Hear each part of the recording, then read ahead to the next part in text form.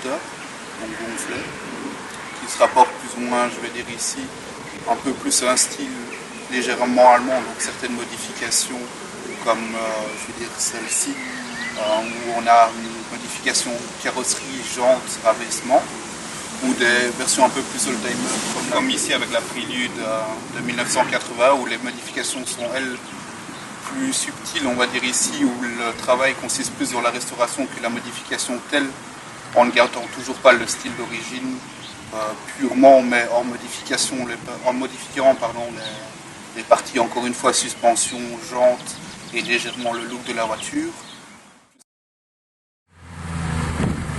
C'est une voiture qui a 30 ans, il y a moyen de faire beaucoup de modifications tout en gardant sa ligne d'origine. Les clignoteurs c'est une fabrication maison à partir de clignoteurs d'origine. La voiture a été rabaissée, phare arrière d'origine, qui ont été transformés, tout ça pour donner un effet customisé à la voiture. Donc voilà, les modifications qui ont été réalisées à l'intérieur sont d'abord une peinture totale de tout ce qui est plastique. D'origine, c'est un plastique bleu ciel. Tout a été repeint avec une peinture spéciale. Où il y a l'autoradio, d'origine c'est un trou béant, donc ça a été une fabrication également pour pouvoir cacher tout le câblage de la sono. Les sièges sur lesquels nous sommes assis, forcément ne sont pas d'origine, ce sont des sièges baquets. On peut parler également de la petite console centrale avec les différentes LED et interrupteurs, donc ça c'est pour tout l'éclairage de la voiture en dessous et à l'intérieur.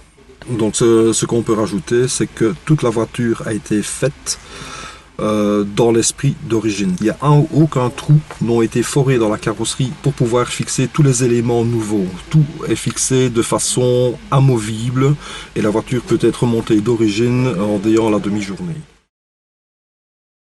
Ou alors une modification plus extrême comme la Honda de 2000 qui est juste derrière, où on peut trouver des lambeaux d'or sur la modification, des aérographes sur les jantes, sur les ailes, etc., etc.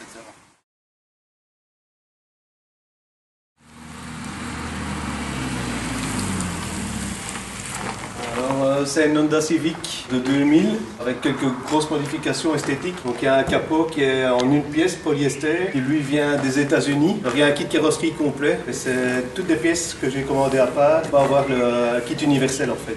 Bon, il y a une paire de jantes qui ont été repeintes. Il y a encore une très grosse modif qui est les charnières LSD. Ça permet d'avoir une ouverture différente de ce qu'on a d'habitude. C'est un travail que j'ai monté moi-même. J'ai acheté les pièces mais je les ai montées moi-même. Au niveau esthétique, bon, il y a l'aéro aussi. La malle arrière qui a été lissée, les feux, le pare-choc qui a été modifié avec un double sortie en inox.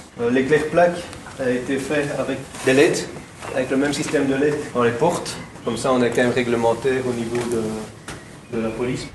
Alors ici, vous avez l'aérographe qui a été fait par un ami.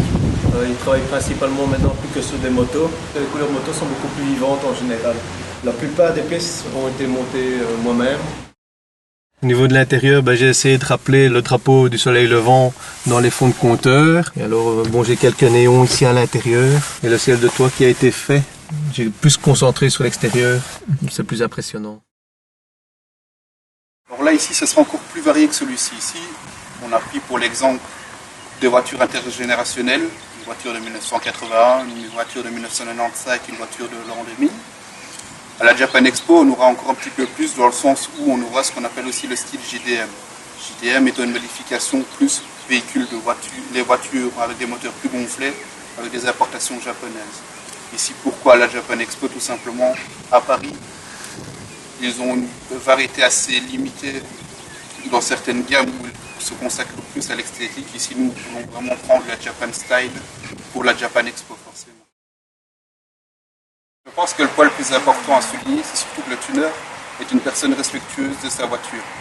Ainsi que sa voiture, ce n'est pas la personne qui va rouler à 100 km/h sur une route limitée.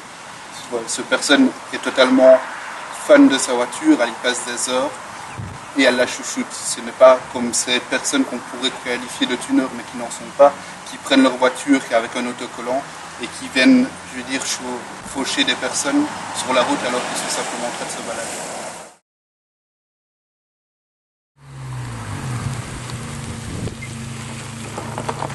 Voici une Honda Civic de 1995. Tout était pratiquement modifié.